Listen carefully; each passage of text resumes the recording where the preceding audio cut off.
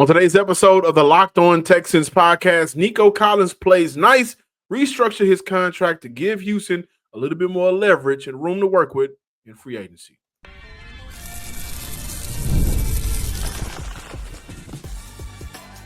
You are Locked On Texans, your daily podcast on the Houston Texans. Part of the Locked On Podcast Network, your team every day.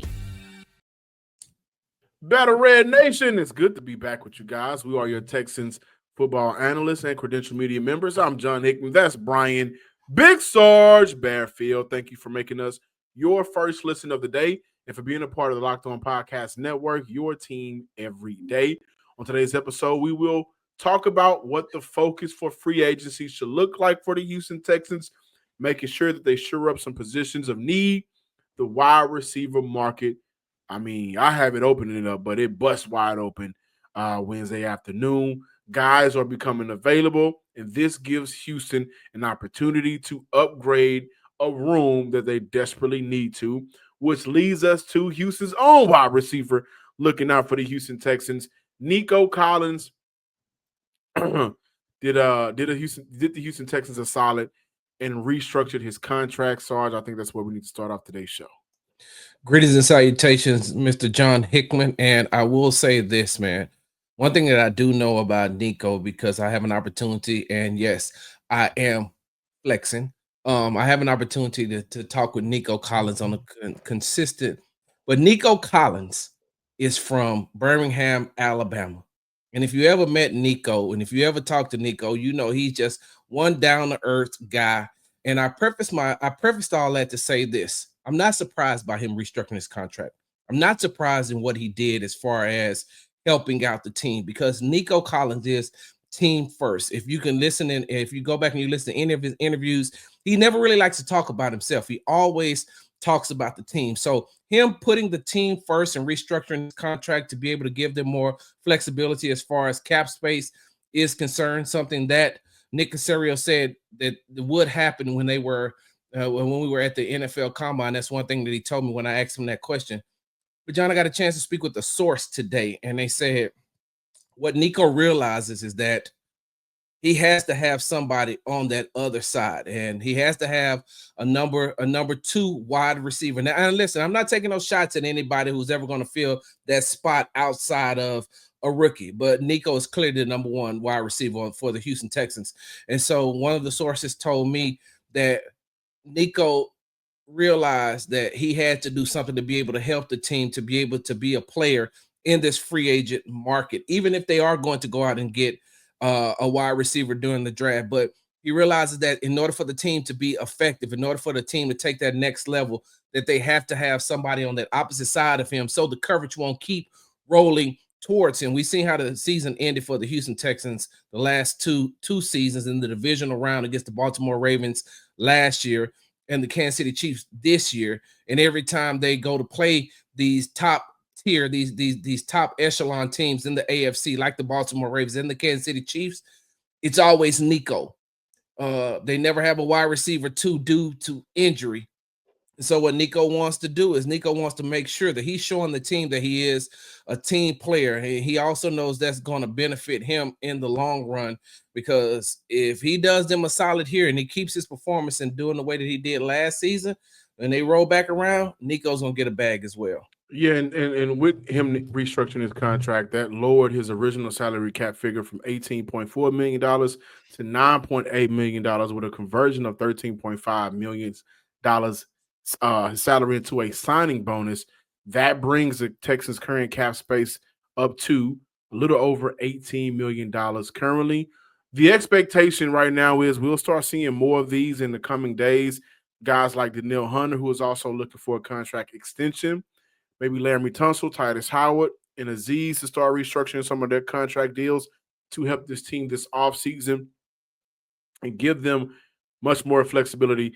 And I think the veterans know, like, you got a guy like Joe Mixon who may also restructure his contract. You got a guy like Laramie Tunsil. You got a guy like Titus Howard. Some of these guys that's been around for a very long time now. Those guys know, especially looking at the Super Bowl champions in the Philadelphia Eagles, sacrificing matters. And the reward comes in once you win.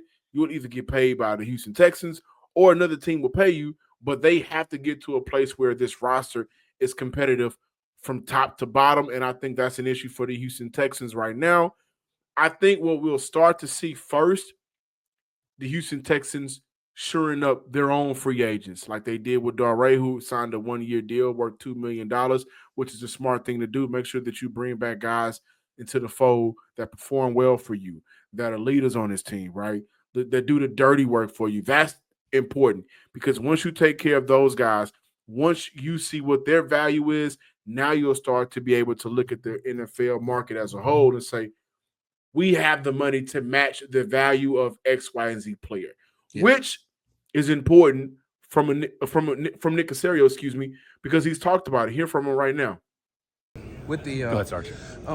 Last season, you had a lot of money as far as the cap was concerned, and you went out and you spent it wisely to bring in some of the guys that you brought in.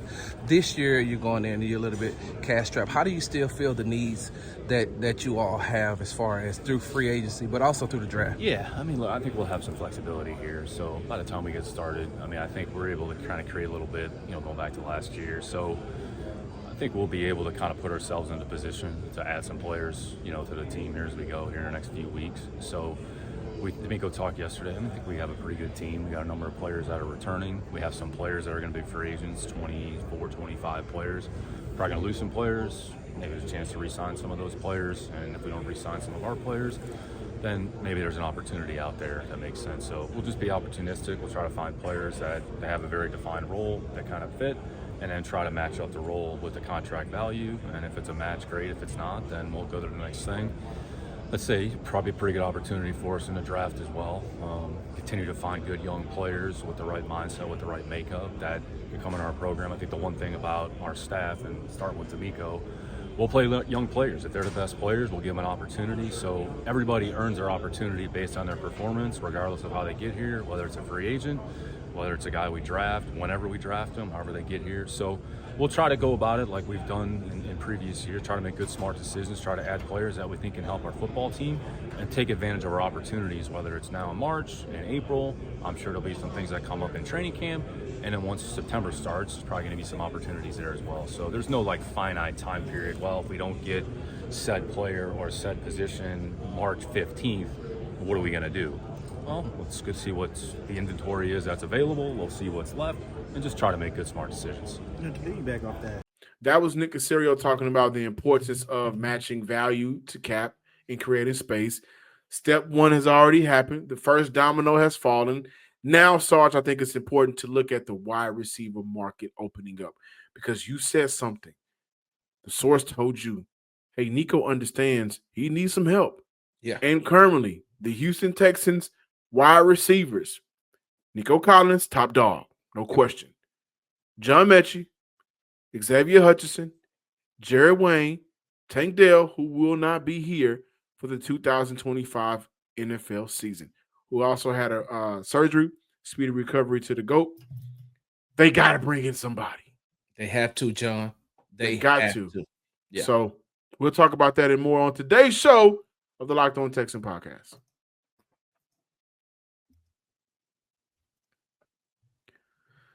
You probably heard of Chewy.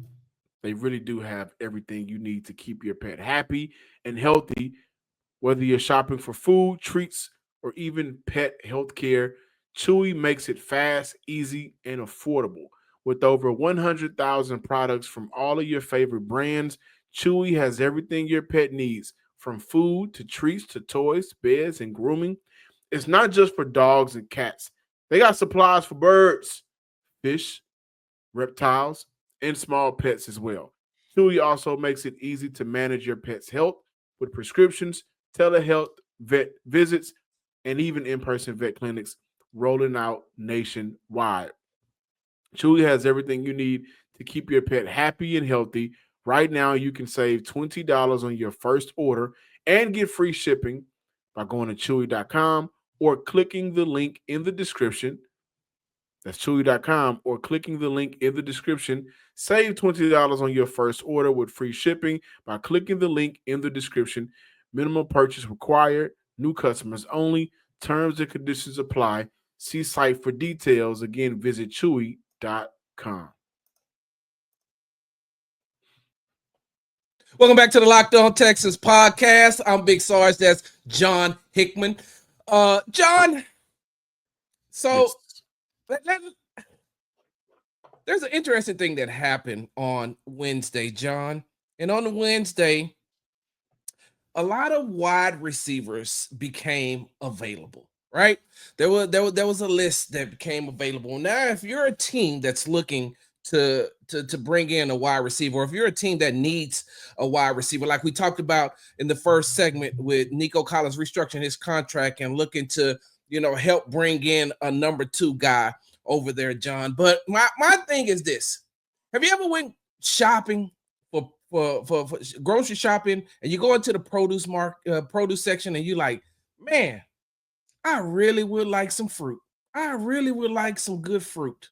And you go over there and you look, and the fruit is half ripe, half rotten. And then you'd be like, well, maybe I don't need fruit. Let me move over here to the vegetables. And then you got a tomato that's half ripe, half rotten. The lettuce got about 1 or 2 more days before it ain't good. It's starting to turn brown. John, I'm going to be honest with you. This wide receiver market is half ripe, half rotten. Yeah. And the reason why I say that, John, is because let me read you a couple of names off the list of these available free agents. All right, so you look at Davante Adams. Cool, but he's old. How much money is he going to want? You look at Stephon Diggs coming off of an ACL injury, and how much money is he looking for? Then after that, John, you get players like Keenan Allen, Chris Godwin, Amari Cooper, Brandon Cooks, Marquise Brown, Darius Slayton, DeAndre Hopkins, Elijah Moore, Deontay Johnson, who probably is never welcome back in any Houston Texans locker room, Juju Smith-Schuster, Mike Williams, Van Jefferson, Robert Woods, DeMarcus Robinson, Tyler Boyd, Tutu Atwell, Noah Brown, DJ Chark, John, and the list goes on. Don't forget to mention the Jags will be cutting Christian Kirk. Yeah. The Seahawks cut Tyler Lockett, and they have made DK Metcalf available for trade. Yes, and you're right, John. And so let me read you. Hold on real quickly before we move on. I asked the question, hey, man, what is the knock on Kirk? Fragile, nothing spectacular, drops occasionally. Do you think a new start will help him? He's a solid pro. He just isn't worth what he was making. And if you need a slot, he's decent.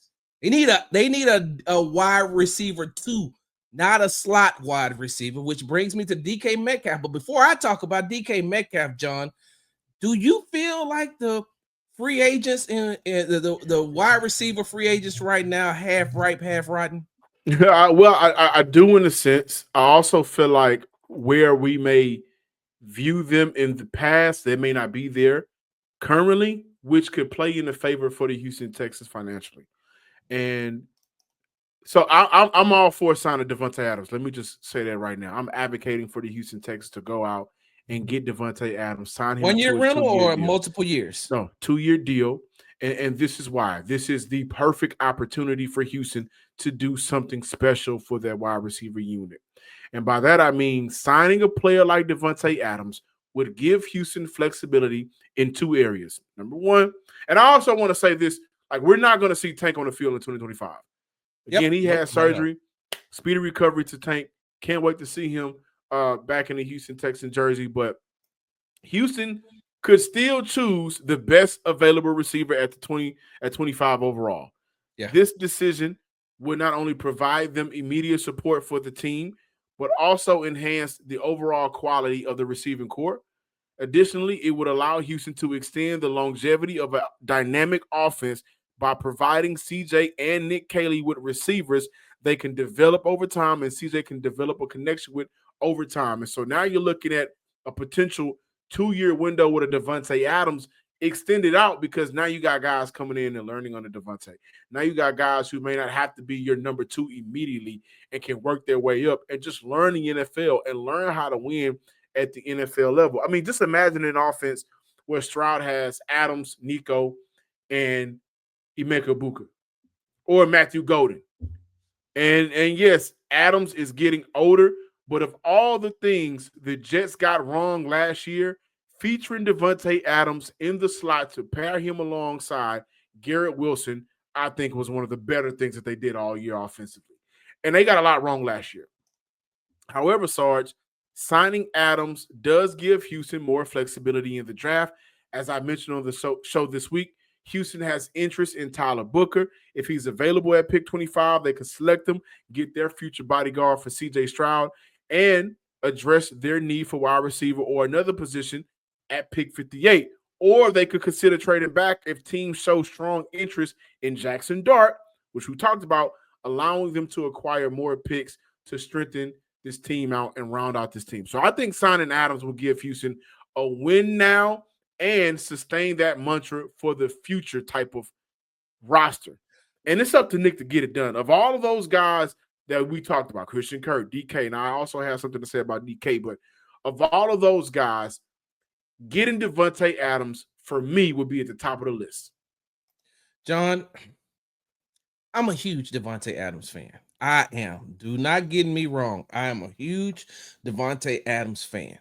And watching him play at Green Bay, I'm looking at his stats right now at Green Bay. I'm looking at his stats even when he was, with the Raiders. In his last 2 seasons with Green Bay, 1,300 yards receiving, 1,500 yards receiving, 18 touchdowns, 11 touchdowns. And then, 2022 and 2023 with Las Vegas Raiders, he had 1,500 yards receiving, 14 touchdowns, 1144, 8 touchdowns. In his last, in 2024, last year, he had 1,000 yards receiving. And so I look at it and yes, I'm a huge fan, but we're talking about a 32-year-old wide receiver right now. And we're talking about a 32-year-old wide receiver that we don't know how much he has left in the tank. And what I mean by left in the tank is this, John. This is the same dilemma that the Houston Texans faced last year when they got Stephon Diggs. You had a very good wide receiver who had great years in the NFL, and then he comes in, and what happens, John? They get limited time out of him before he gets hurt, and now he's out for the season. That's an older wide receiver. I want to say to that point, would we be as worried about Stephon Diggs if they would have never avoided the last couple of years of his contract and just got him out all right and not traded the picks for him? That's where I think the Davante Adams is a little bit different, because for Houston, they traded for Diggs. Yeah. For Adams, it's an outright 2-year deal, possibly. We for how much? Our picks. How much? And that's a good question. And that leads me to the DK Metcalf. Like right now, I think DK will go for a 2nd or 3rd round pick. DK is 29. He's seeking a new deal. He's entering the final year of his 3-year contract. He's going to make around $18 million in 2025. He wants an extension. So does Davante make more than a DK Metcalf is currently right now at 18.5? Right. So John, is that the cap? I would say if we have to get over that number, over 18.5 a year, especially on the first year of that deal where Houston is, making moves to create space, maybe in year 2, but not in year 1, then no, I'm not comfortable with it. No, I will go an opposite way. But if I can match that number at 18.5 for Davante Adams, then yeah, I'll do it. I don't know if I'm matching that. That's a lot of money for a 32-year-old wide receiver, not knowing how much production that you have left in him, John. And like I said, Father Time is undefeated. And so, yes, I do think that he'll be a serviceable wide receiver on the opposite side of Nico Collins. But if he's going to be serviceable, I need to know that I'm getting him at a discounted price, because if not, then yes, you can go ahead and go on and get the last bag, because that's the one. So that's the one thing that I think Stephon Diggs is also seeking. He's seeking one more bag, and then he's going to retire. Davante Adams, one more bag, and then he's going to retire. Does Houston, knowing that they've already been through something like this with an older wide receiver in Stephon Diggs, go out and get Davante Adams? And listen, let me tell you something. Davante Adams is definitely an upgrade over Stephon Diggs. If I had to look 1 or 2, if I got to pick, even right now, I'm taking Davante Adams all day long, because he's a great route runner. He is very smart. He also is physical. And so I like that. But John, I'm also looking at, well, if I have a draft pick or 2 to give away, and I know that I'm restructuring a lot of these contracts to be able to get cap space, I'm going to look at a wide receiver that's 6'4", 235 pounds, and has only played 6 seasons targeted 726 times, 438 receptions, 6,324 yards, 48 touchdowns. I wore this shirt for a reason, John. It says join the swarm. Are you campaigning right now? And DK Metcalf, if you're watching this, make it happen. Join the swarm. That now you talking about having Davante Adams on the side, on the opposite side of Nico Collins. 6'4", 235 pounds, 6 seasons, still a strong buck. John, on the opposite side of Nico Collins, once again, just like what we said earlier this week about T. Higgins, now CJ Stroud is in his natural habitat, John, and he's back like he's playing at Ohio State again and saying, oh, Nico, you're not open. They trying to roll the coverage to you. Don't worry about it. I got this 6'4", 235-pound physical being on the opposite side that I can just throw to, and he's going to dominate any cornerback that's over there, not named Derek Stingley Jr. Yeah, that's a good point. I'm glad you added that last part. I just think the if I can compare the two situations for Houston, I look at Davante as a player that would come in and you would lose maybe financially, but the added bonus, and I think this is a good added bonus for a team that you don't want to have too many major contracts when it's time for CJ to get paid and Will to get paid. You would still be able to draft that young receiver at 25. And that young receiver doesn't have to walk into an expectation of being the number 2 overall receiver for this team. And you don't have to give up a draft pick like you would for DK.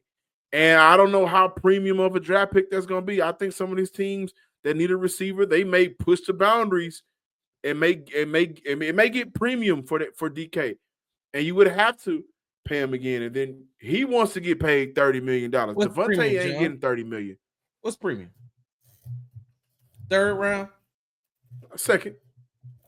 So you would give up a third round, or maybe I would give up a fourth. And John, if DK ain't going for no fourth. The Seahawks would be fools if they let him go for a fourth round. We've seen other things happen. We watched, Luka Doncic get traded, but that's another story for another time in another sport. But I will say this, John, is I would give up a third, because if I can get DK right now, while I have Nico on this contract, I'm actually getting him on a premium. I mean, on a discount, because 2 years from now, it's going to be premium prices. John, these wide receiver contracts are getting up there the same amount as some of these quarterbacks are getting. And in 2 years, if I only got Davante Adams, I'm bringing him in for 2 seasons. That means in 2 years, I'm going to be looking for a wide receiver again. But this is, again, if you bring Davante in for 2 years, and I want to talk about Christian Kirk too, but if you bring him in for 2 years, my plan would be either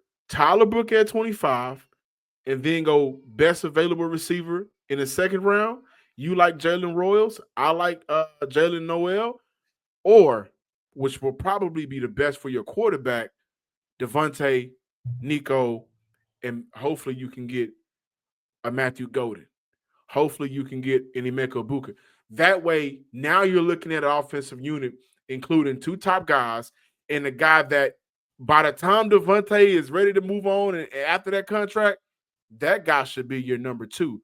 And potentially with how some of these receivers work and how they grow in the NFL, could rival your number 1 receiver. Not to say he's going to be better than Nico, but you could potentially find your next number 1, and now you extend that offensive dynamic window.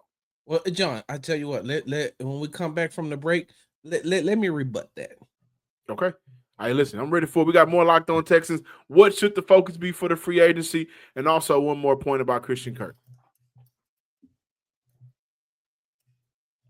Welcome back in, Locked On Texans listeners and viewers. So it's really quick. One of those guys that we didn't get a chance to really talk about, Christian Kirk. If I'm Houston, I'm looking into what Christian Kirk and his camp feels about himself, what they feel his worth is, and if that worth will add up to Houston's value for him. I think he could be a serviceable receiver for the Houston Texans if he's not counted on to be a number 2. He can come in right now and be a very good number 3 for the Houston Texans. How much, though? That's what I keep saying is how much. That's a 2-year, $11 million deal. You think he's going to take $11 million? 5.5 a year after coming off an injury and 2 down seasons back to back. I guarantee you right now, the Pittsburgh Steelers give him way more than that. The Good Steelers luck. are giving way more than that. The Jets are giving way more than that. And you might look at the Rams. If they get rid of Cooper Kupp, they may be able to, find some money for him. But I'm going to say this, John. This is why I say that DK Metcalf needs to join the swarm, and they need to go out and they need to get him, because you're right. You can draft a wide receiver. But if you already have your wide receiver 1 and 2, and then you're going to get Tank Dell back the following year. Now you got wide receiver 1, wide receiver 2, and wide receiver 3. You're looking at you're looking at where are you looking at because I said wide receiver 3? No, I'm looking at that's a damn good problem to have. Well, we talked about that. But listen to what I'm about to say though, John. If you can go out and like I said earlier on one of our previous shows, hey, look, Tank ain't number 2 until you get somebody who is a number 2, and DK Metcalf is truly a number 2 or could be a number 1 on certain teams. But John, if you got Nico and if you got DK, if you got that situation already at hand, guess what you could do in the draft? You can attack your interior offensive line issue, and you can attack your defensive line issue, or maybe you can look into bringing in some cornerbacks. We've talked about that, bringing backup cornerbacks in. And if you're going to get the safety in free agency, maybe some more defensive back help, you can bring in draft some of these guys who could be plug and play later on, and you don't have to worry about waiting on that rookie wide receiver to develop. And even if you got Davante Adams, what happens if he goes down? Now you're back at the same problem that you were before. So I'd rather go with the younger wide receiver in DK Metcalf, and I don't mind giving up a draft pick or one draft pick in this draft and a future draft pick for him, because I feel like the production that he's going to have on the field is going to outweigh those draft picks. Now, for the Houston Texans, they are cleaning up a lot of space. And again, we'll start seeing more moves made throughout this week as time goes by. Matthew Berry says something, Sarge, you sent it over to me. I got a chance to read it, about what went wrong with CJ Stroud last year. And it was basically, he said he got the yips. Offensive line wasn't there. The trust wasn't there. And so as we're talking about going back and forth on the receiver unit, the focus for free agency should still be, I don't know if it's just evaluating your offensive line, but if you can upgrade by bringing in a proven vet guard, I think that'd be great for the Houston Texans. They're going to clear up space. Not sure how they feel about with this new coaching staff, including Nick Caley, how confident they are in the center position, in the left and right guard, but protection all around should be number 1A priority for the Houston Texans. And that's what I meant. Opinion. Yeah, and that's what I meant, John, by, and I advocate for DK Metcalf, you advocate for Davante Adams. Either one of those guys, bringing either one of those guys into that wide receiver room helps out that Houston Texans offense immensely. And so, and then you can focus on, like we said, getting that interior offensive line, because that's where the Houston Texans struggled a lot last season. They struggled with the interior offensive line play, and we've seen that, and we've talked about it ad nauseum, that we know what the issue was. It has been highlighted over and over and over again. But what Matthew Berry said, that he talked to a source, and he said, I asked the Houston source what happened to CJ Stroud last year, and the source told him simple: the offensive line was bad, and then he got the yips. So that's like a half truth, because the offensive line was bad. CJ didn't get the yips, because the yips would mean that that his quarterback play, as far as throwing the ball and his mechanics would be bad. And yes, did he get choppy feet? Of course he got choppy feet because of the offensive line play. But the yips would mean that there was some fluidity issues. And I don't think that CJ had some fluidity issues. Do I think that he had some decision-making issues? Yes. Do I think that some of those decision-making issues was caused by the fact that he had to get rid of the ball or get hit like he had been doing on numerous occasions? or getting sacked? I do believe that. Do I also believe that some of the decision-making issues that he had came from the offensive play calling, some of the route concepts that we've talked about? Yes, I do. So I don't think that it's the yips. So Matthew Berry, whoever told you that, they got their information wrong. And I'm look, I don't know where you got it from.